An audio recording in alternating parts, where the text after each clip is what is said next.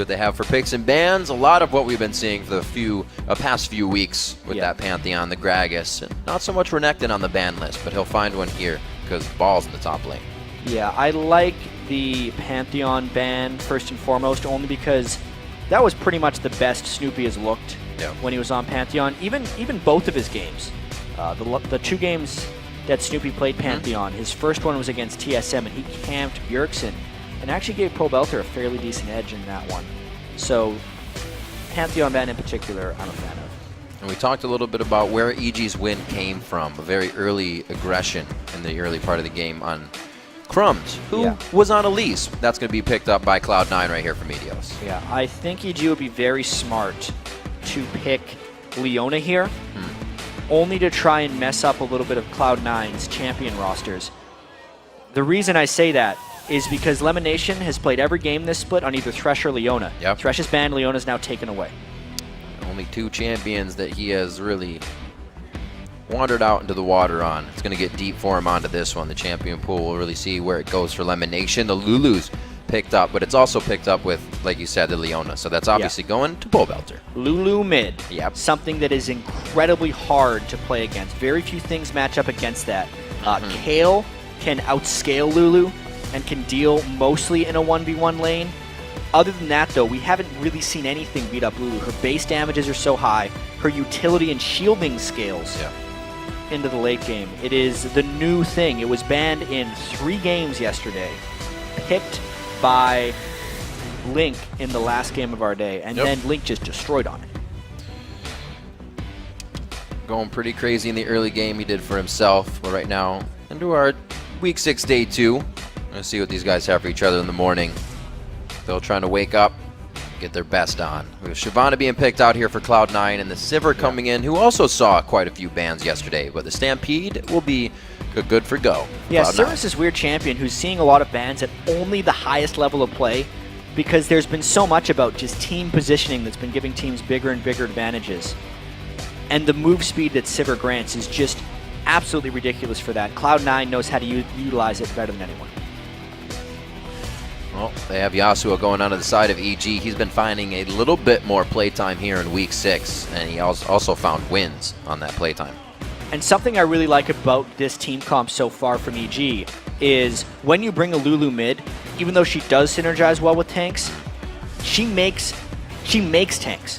So Yasuo can become a very hard-to-kill champion in the top lane if Inox just plays it and gets farmed, and then have even more threat because he won't necessarily be able to be killed. It's a nice mix of defense from the mid lane and offense from the top lane. Just giving Yasuo so many pop-ups to work with.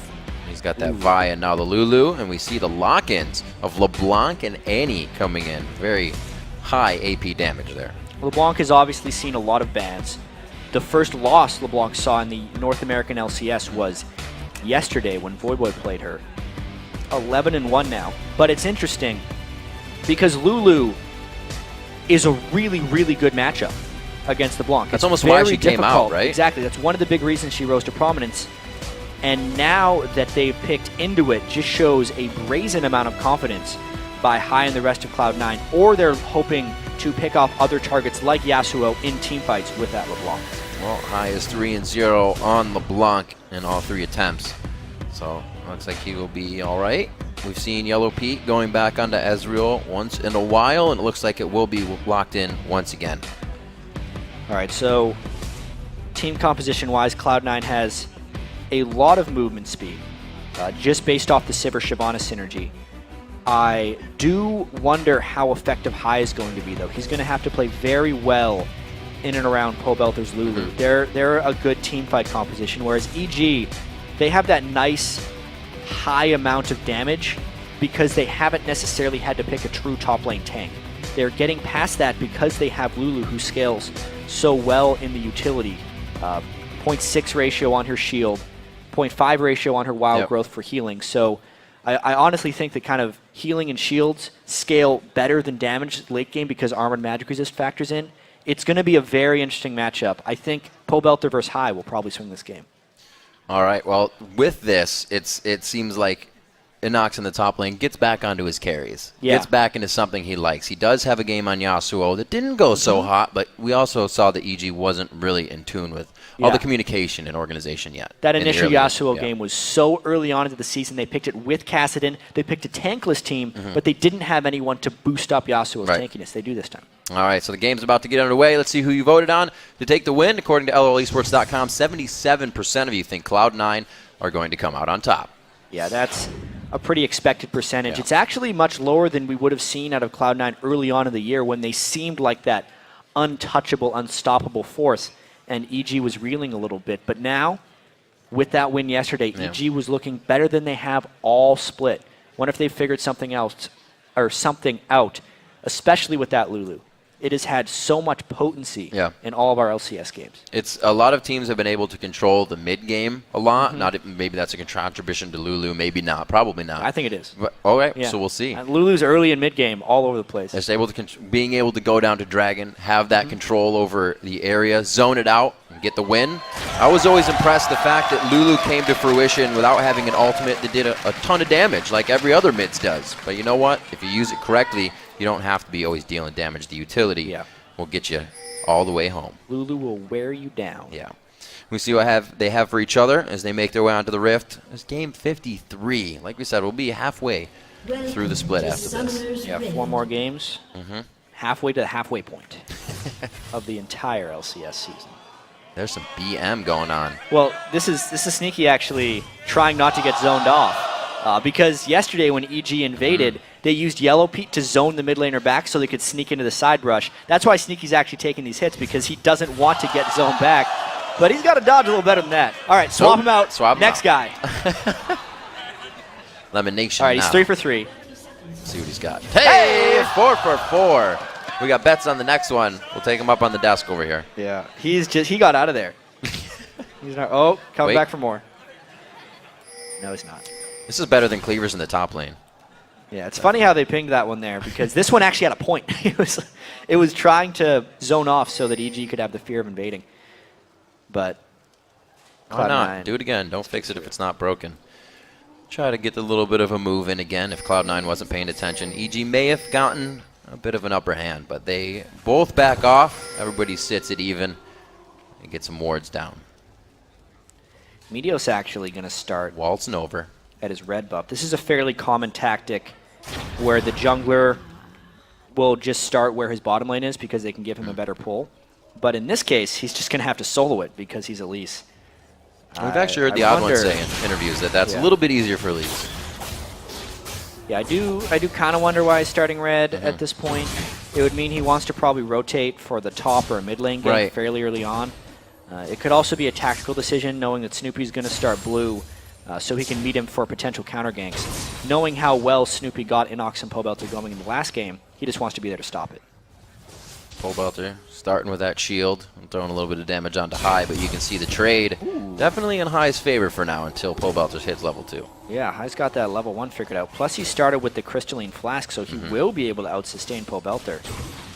Definitely planned this early lane out, knowing when his windows are against Lulu, because I definitely feel like once Pobelter gets a few more points in that shield, he would win these trades against the Blanc. Not looking like the case right now, though. There, he's got level 2 for himself there. Probably be able to glitter lance these out. We see that Meteos is over, taking his blue, and starting on the red seems like it may be able to work out because there is a hard push by Inox in that top lane. Yeah, Yasuo very strong, levels 1 through 3. Stack up that damage on his E and just blow somebody up. But with the double Doran shield starting that top lane, there's not going to be too much direct dueling unless we get some jungler intervention. Looks like Snoopy sees that his lanes are somewhat on the win. Goes ahead, wards top lane to make it safe for Inox. He is very far pushed up. We're just watching High here. He's got to be careful. Yeah, unless he uses his distortion to harass, he's completely safe. LeBlancs are really only counter-gankable because she is so mobile if she wants to be.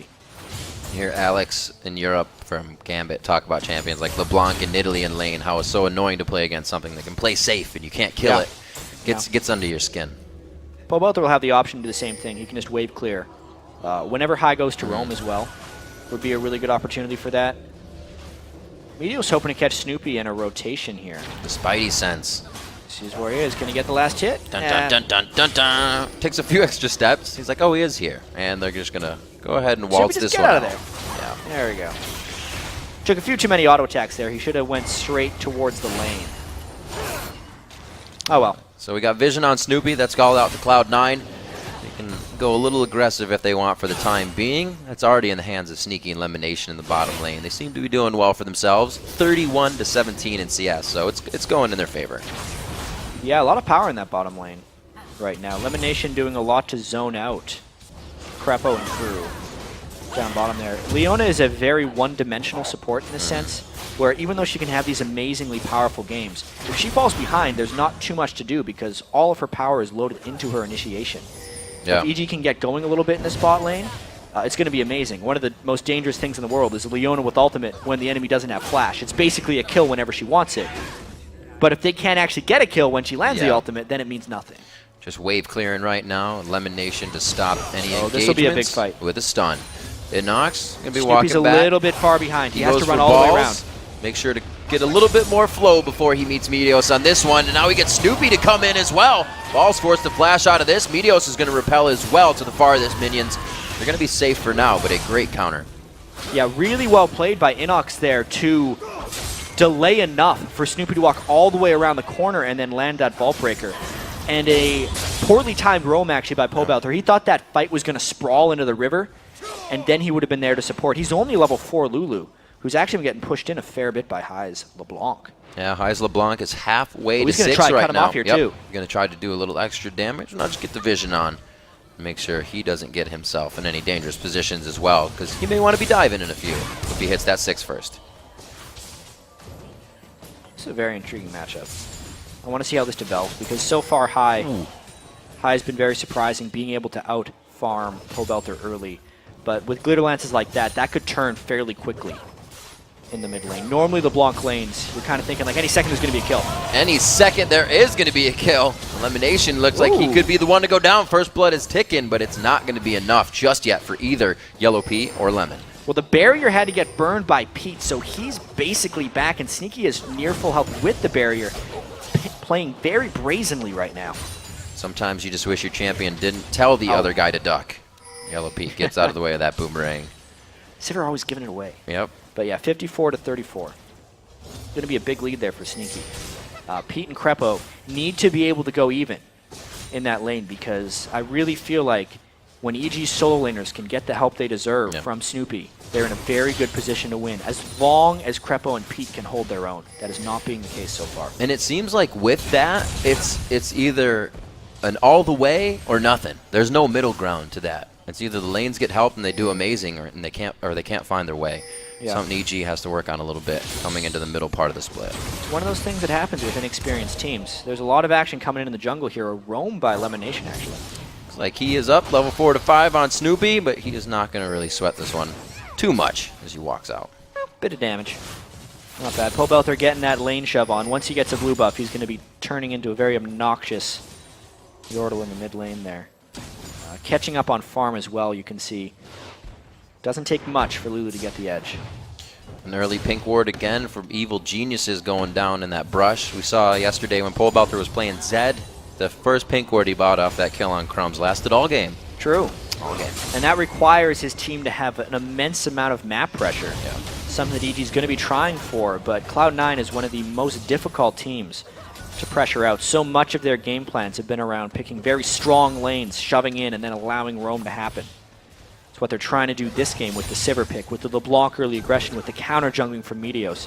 So far, though, EG hasn't fell prey to any of those tricks. You still have to worry about that card up the sleeve that is Yasuo. Inox can still be doing huge damage. He's farming really well up there. He's farming pretty well. Balls, we know him to do pretty good for himself, so we'll have to see how that goes as we get up to 10, 15, and 20 minutes when these fights around the dragon happen. In the bottom lane, we got some good trades going on as Meteos is back in the jungle, back on Snoopy's tail. Yeah, here's where the issues come in, actually. That was a 2-level edge Meteos had on Snoopy. And you notice when he counter junglers, he's been leaving the little things and scaring Snoopy off the spot. So he'll still have to go back there and clear those camps for no real gold or experience. right now Meteos is reaping the benefits of his lanes pushing across the board. And we'll see if he can turn that into an edge. There's the pink ward! Got it. Picking early lanes that can really crush down your opponent to the turret, giving Meteos time to be in the jungle and be in Snoopy's hair twice now in 9 minutes in the game. And it's really, like you said, affected Snoopy. And it has more impacts on the rest of the game, too. You notice there how High was really just using his distortion to go in and harass. He wouldn't be able to do that if Snoopy was a threat in this game. But because Meteos has kept Snoopy down, therefore High can play more aggressively against Pobelter. It's a mismatched matchup now because one guy has potential jungle pressure and the other does not. Not getting the lanes they want. We saw Pobelter on Zed. It's what he wanted on Lulu this game. But with that, he was able to get his 1v1 kills a lot easier than he would be here on a LeBlanc. It's very safe. So, see if they can wait it out, pull up that mid game where EG has been getting their communication together. They have a little bit of time. We haven't seen the Dragon yet so far. Still in that farming, laning phase. It's 12,700 to 11.9, so it's not too much of a lead just yet. Yeah, there is a pretty good lead here for Cloud9. Just on 2 members, Meteos and then the Sneaky plus Lemonation lane. That Sivir versus Ezreal lane is just a disaster right now for EG. 37 CS difference, and there's the Tibbers. They're going alt for alt, the flash Q, and then the solar flare for the consistent alt stacking. Or rather, CC stacking, I should say. Yeah, a defensive solar flare though, and then he had to flash away. There's still flashes on Cloud9. Pobelter also having to burn flash. So many of these summoner spells are getting used defensively for Evil Geniuses, which means that Cloud9 would have a big summoner spell edge when they decide to go for Dragon. Yeah, like right now, and that happened between bottom and mid lane. Inox can't even teleport down to help. He's not running that summoner spell this game. No Leona ult as well. But the stun would be charged by Lemonation, even if he does not have a Tibbers, meaning the threat is very real. What actual damage would EG be able to bring to this? Not much, but they still managed to scare them off. I like the pressure. They were able to get Cloud9 to think twice. They call the audible and head back to the lanes. Meteos to his jungle for now. Interesting call there by Cloud9.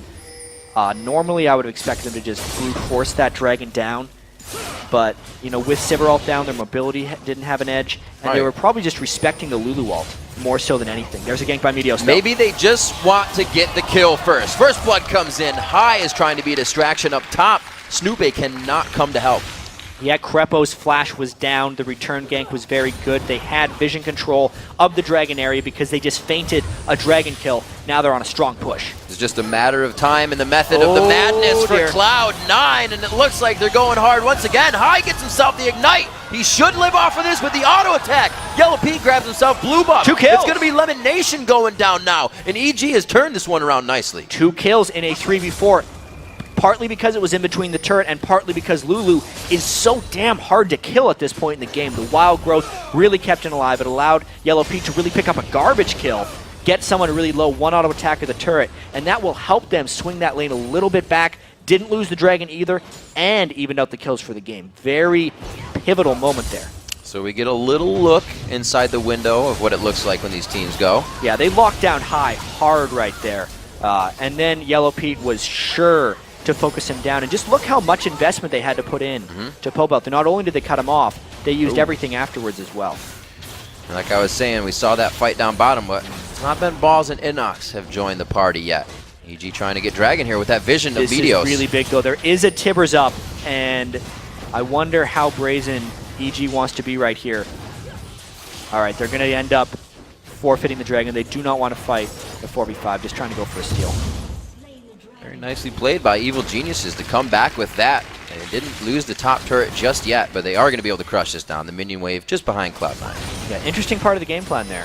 Cloud9 normally a very Dragon-focused team. That's what Pobelter said was going to be Evil Genius's focus coming into this game, is just denying Cloud9 Dragons. It costs Inox his turret in the top lane, which could slow down his very key farming right now. This is the moment in the game where Inox needs to get his farm if he wants to have an impact later on Yasuo. But the Team Dragon keeps the gold at least manageable. Cloud9 still with the lead, though. That bottom lane, Krepo has just completely rushed the Sightstone without getting that gold generation for himself just yet. They've been aggressed on quite hard, and they need to keep Meteos and the rest out. Krepo often skips gold generation. especially when he's behind, because he is trying to get that little bit of power boost so he can fight toe-to-toe with people, even while they are behind. Can't say enough, though, about Sneaky and Lemon Nation destroying that lane. Sivir is not necessarily a good matchup against Ezreal. Ezreal can theoretically outpoke and out-harass. The zoning of Lemon Nation is probably what did it for them, being able to just threaten Krepo and never get hit with a timely engage. Pink ward getting cleared out by Pole Belter. His blue buff is on. I believe Yellow Pete is still rocking the one he got from High just a few minutes ago. So they're sitting pretty in this mid part of the game. As we said, where EG would start to make a bit of their comeback. Still a top lane to see coming into this game and having a factor. As High is positioning himself to get damage on Pole Belter, but he's not having any of it. He knows what's happening. Yeah. There's a bit of a roam coming now because there's been 2 turrets taken down by Cloud9, meaning the control is being lost for Evil Geniuses right now. I also kind of want to point out the squishy build that's coming out from everyone on EG is because they're trying to rely on the defensive capabilities of having Lulu mid by building more damage elsewhere. Snoopy would almost never go Spirit of the Elder Lizard to a Brutalizer on Vi, right, because as soon as he goes in, he would theoretically blow up.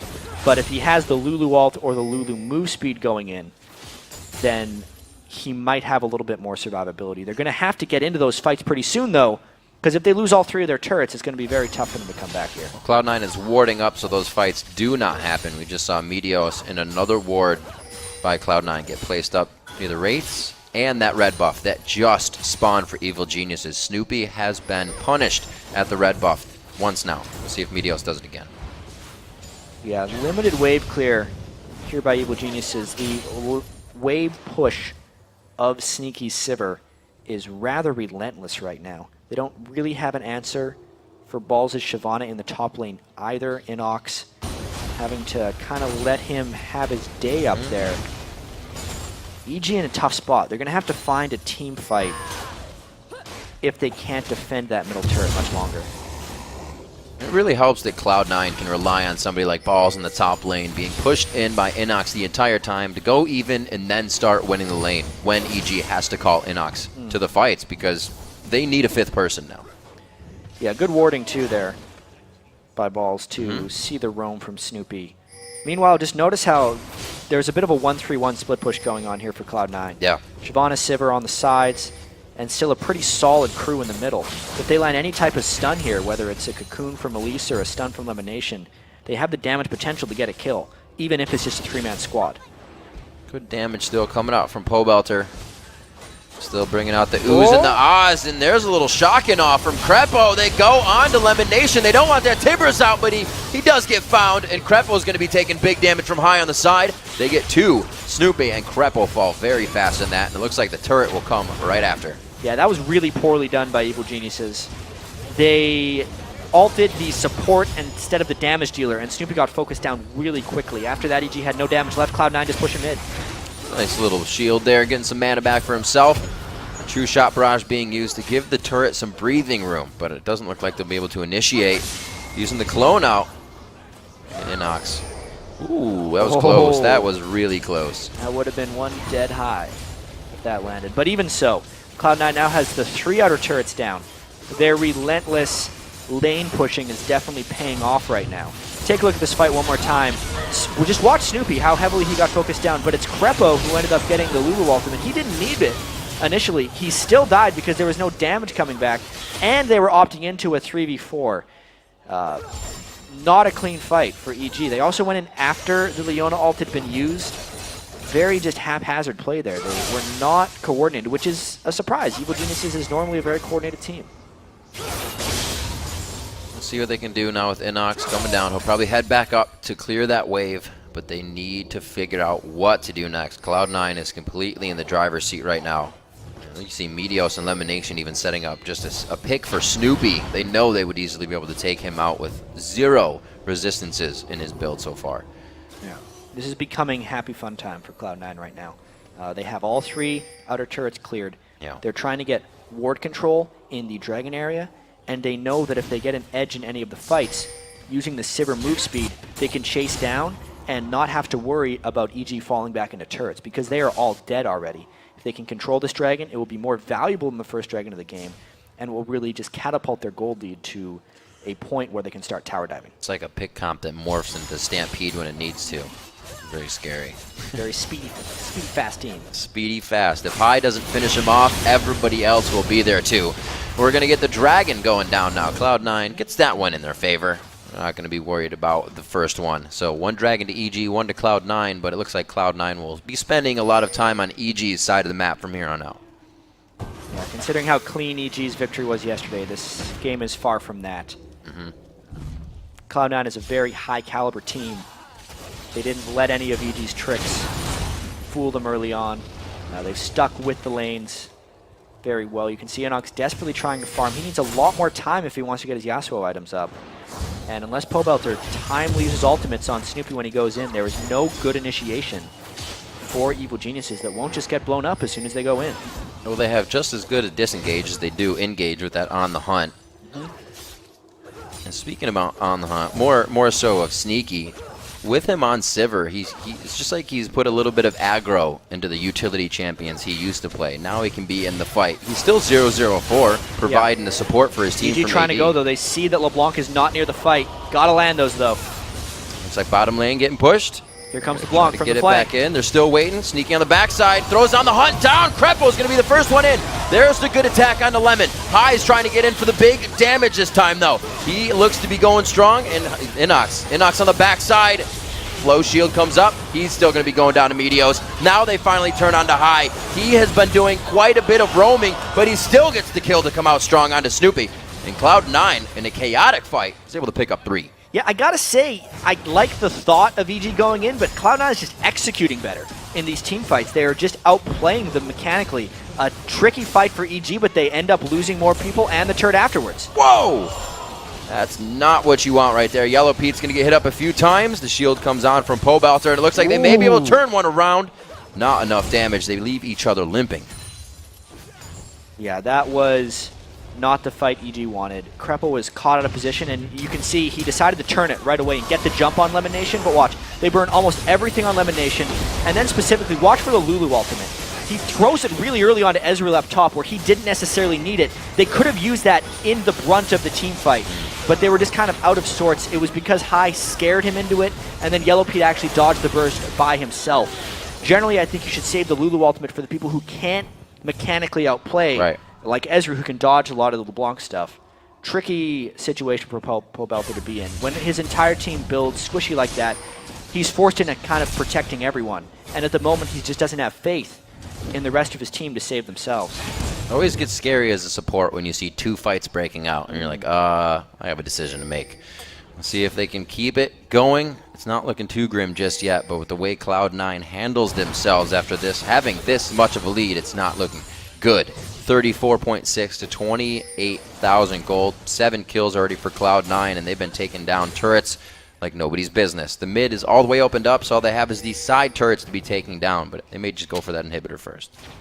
Yeah. 4 turrets to 0, very difficult place to be in. EG loves to force fight after fight when they're down like this. Going for the long haul on that one. Yellow Pete with a great true shot barrage, passing through the entire team. Meteos comes in, answers back with a retribution kill as Krepo is going to burn down from the Ignite, but they pick up 2 right on top of each other, and they will continue chat. Yellow Pete's forced to flash. They won't follow on Pobelter or the speed steroid, so it looks like they back off. Not looking good. Yeah, a 3-for-1 that time for Cloud9. EG does a lot of this, actually. When they sense they're down a little bit in a game, they will try and force team fights really quickly because they want to jumpstart their way back into the game. It rarely works for them. That was a situation where they were hoping Cloud9 didn't have 5 people in the area, but they did. Sometimes you got to be a team that just takes that chance. We'll see if they can keep going in. The bottom lane, we said before, 201 to 158 is going to make it tough. Sneaky is a huge factor in these fights. With Leona ultimate did not help matters much, and it was specifically balls coming from the side that really ruined EG's day. Once he entered the fight, there was no turning it around. Again, like, not a bad thought of an initiation because you have to force things in order to come back into the games. You have to put yourself in low percentage positions in order to come back. That was just a little bit too low percentage. Too many unknowns before that fight. You can see EG trying to get what they can here, scratching at the mid turret, but it takes all 5 of them. They can't even have Inox off split pushing right now. They need to make sure they don't also get engaged on that. On the hunt, such a scary factor. The Talisman of Ascension is not finished on the side of EG, so they can get caught out quite easily. Yeah, and 5 of them being in the mid lane here, down 8,000 gold. They should not be there long. Yeah, they're backing away. They got good wards on the bottom side, so it doesn't look like they can. Oh, it doesn't look like they'll be hit up while they're backing, I was going to say. Cloud9's also going to use this time, get themselves a little more structured for the next attack. They know EG does not have much more left in them. Just looking at the inventories in general, High is ready to blow anybody up. We already have Meteos building into pure damage with the Leandri's finish there onto his Golem, so these guys know they have the lead. Yeah, a lot of credit to High for playing the lane so well against Lulu. Lulu generally beats almost every lane matchup, and High did good to stay aggressive early and never really let Pobelter get the upper hand. Likewise, the rest of the Cloud9 team kept a high enough frequency of fights that he wasn't trapped in lane against Lulu. He could often roam around, and Pobelter was distracted with other responsibilities. So now that they're at this point in the game, you can see Pobelter really doesn't have much ability power and is not a huge factor yet on Lulu. This Dragon fight, if EG decided to contest, would be probably a disaster, but it could be an opportunity they want to take.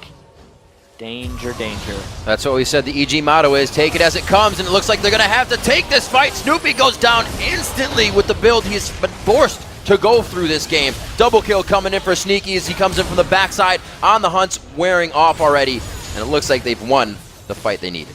Yeah, that was the danger. Cloud9 is way too fast. As soon as they saw the opportunity, Sivir popped on the hunt, and that's exactly what they went and did. Snoopy blew up immediately. No tank stats on Vi. He built that aggressive build, and then was completely shut out of farm afterwards. His jungle was invaded. They had nothing but team fights. He is gold starved through and through. Completely blows up. Maybe they're going to try a desperation steal here, but High is the defender right now. Ooh. Oh, he goes back in. LB goes back in. Baron going down. Pete trying to use the last bit of his mana to fend off High there. We saw he almost got killed, but Pobelter, the saving grace with Wild Growth, so that's also going to be down here. Cloud9 easily cleaning up this in the mid lane. They have not lost a turret yet this game, which goes to show their rotation, map control, everything has been top-notch so far. Yeah, Cloud9 looks good right now. And they're going to lose this. Go figure. Yeah. Playing their conventional stuff. LeBlanc is a very popular pick. Sivir is banned at the highest level of play. Shyvana is Balls' most played champion now as well. You know, they're just picking what they're good at. This is what Cloud9 has always excelled at doing, not necessarily having to be outside the box. They play what they are good at, and they make it work. With execution. They're trying for something. He's going the other way, though. They're looking for the elusive Balls. Farming in the bottom lane now. He's just doing some working out. Don't bother a guy when he's working out. 007 right now as well. Good score. Yeah, he is. Wow, fancy that. Let's see if he can do anything secret in the bottom lane. He's calling his team over here. Looks like they got the whisper comms going on, but they're all going to show up for the surprise party. Bottom turret is the next one to go down. I was wrong. It's not going to be mid. Yeah, they're going to take out this. This is the indefensible turret as far as teams with Baron buff go. Don't want to try it just yet. Hold at the base turret. It is stronger. It is a bigger choke point, harder to dive through. But at this point, with the strength that Cloud9 has, they may well go in for something. With wind wall down, We'll watch the stuff bounce up. If they decide to go in, though, they're going to basically have to do it without creeps. Lulu can push back this creep wave very well just by glitter lancing it down. Cloud9 has dove turrets before, though. They know how to do it. Snoopy's still building up quite a bit of damage. They're really focused on him being that catapult for Inox to get in. Yeah, they're in. Yellow Pete, he again gets the Wild Growth, but it doesn't last too long. They're going to trade back onto one. No, not yet. Snoopy goes down there. Finally, Sneaky gets hit up too hard. Pobelter's on the backside. The clone comes out from High's passive. They're trading back and forth, but the ace is going to be all she wrote coming in for Cloud9. Yeah, a really crazy-looking fight there. Cloud9 just went all in. You can see Inox. The potential of this EG team composition was there. Inox just about blew up Sneaky by himself. But they are just so far behind at this point. It's Ball's going even in the top lane. Let's actually see this fight. Yeah, first. watch the Yasuo. He has a pretty good combo here. He chains his own knockup. And the fact that him and Crepo get on Sneaky right away, they blow him up. But aside from that, because they were just sitting in that Dragon Fire the entire time, the rest of their team dropped down. Nice little move by High there. Good stun by Crepo to close him out. But it was just the overwhelming force of Cloud9. There's too many people in there with too many stats. And the game has just been going this way the entire time since minute 1. Balls did not allow Inox to get really any kills or farm ahead of him in the top lane. So you don't have the Infinity Edge, Static Shiv, Yasuo taking everybody out right now. You're still waiting for that. Meteos was in Snoopy's hair the whole time. High was taking out Pobelter and causing him trouble. Usually you only have a few of those. They have every one of them mounting against EG right now, and that's why this just looks so clean. 13,000 gold down, only 30 minutes in. EG would need some kind of a miracle here. You can see Sneaky continuing to build up damage. You know they want to end it before Inox gets a lot of items, but there's not a heavy need to, only because Sivir is so powerful right now. As long as he can stay clear of Inox better than he did last fight, just the ricochets alone, combined with Shyvana, the amount of AoE damage that brings to team fights. Also, just because Lemonation has had so much gold, he has a Leandries on Annie. And a funny thing is, Annie's one of the best things to get Leandries on because the Tibbers itself will do the Leandries procs for current health percentage just by being next to someone. It's mean. It's pretty hot there. They don't need 2 of them, though. If I was Cloud9, now it's Meteos, I'd say, why building Leandries? I already had it. If you're burning the same person with 2 Leandries, it doesn't double. It just refreshes the existing tick, so it doesn't help that much. They'd like to think so. This is a very hard turret to defend. EG should not be here. Well, they weren't there on the bottom side. I guess the top side's, whoa, Snoopy go, he's already dead. We didn't even get to see that happen. He just like went to a black hole. If you go off the bottom of the screen, you die. Well, yeah, that's how every game works. They're still going. The turret's not even there. Wrong way, EG. Faces the other way, but Cloud9's not going to give you anywhere to run for safety. Pobelter going to be going down quite soon. He was going down the last there. Oh! Yellow Pete's the one to get hit up. A nice boomerang over the shoulder of Sneaky. They got to go ahead and get another ace in the game. That's the second one for them. Should have ducked that one. 22-6. You could see as soon as EG was out for that turret, they shouldn't have been there. Shyvana came from behind, and that's the surrender. Much needed. There he is. Get the stretch on. What a workout for Balls in the top lane. Shyvana, pretty good game for himself. Some pretty good scores, actually. 2-0-15 for Balls, 8-0-10 for Meteos. Dynamic duo right there. I'd say the Meteos and Balls top lane jungle synergy is higher than any other combo like that in the North American LCS. Yep. So often you think about the mid laner and the jungler. For a lot of times, Cloud9 is about the top laner and the jungler because those two always seem to wreck house. Cloud9, again, another very slow, methodical game. It wasn't anything out of ordinary for them there. Meteos with his regular counter jungling once or twice. The rest of the team with consistent lane wins. How hard is it to win a game against Cloud9 when you can't get the lanes to be in your favor? Yeah, something that kind of fell by the wayside discussion-wise was how good individually Cloud9 has always been. When they joined the LCS back in the spring split of 2013, summer split of 2013, they were almost their entire team top 10 of Challenger. They've obviously not kept up with that exact amount of solo queue because they've been more focused on the team play, but that's the individual level of play those guys bring into the game. They are good, and it allows Meteos to counter jungle because his lanes are so competent on their own. And the dual lane has definitely gotten a lot better on the bottom lane. Sneaky and Lemonation used to kind of be the, we'd say they're not warding as much. They're the ones to get hit up. And then with Sneaky being utility, it's all right if he dies a few times because he just supports the team with an Ash Arrow or with On the Hunt and speed up. But they themselves, we saw it this game, they were going hard from minute 1, and they've really been able to put up their own numbers this year. It's really interesting. Sneaky seems to have this initiator's mind from an AD carry perspective, which is very rare. With AD carries, they're the ones that just kind of wait for things to happen and then stay at the outside of the battle.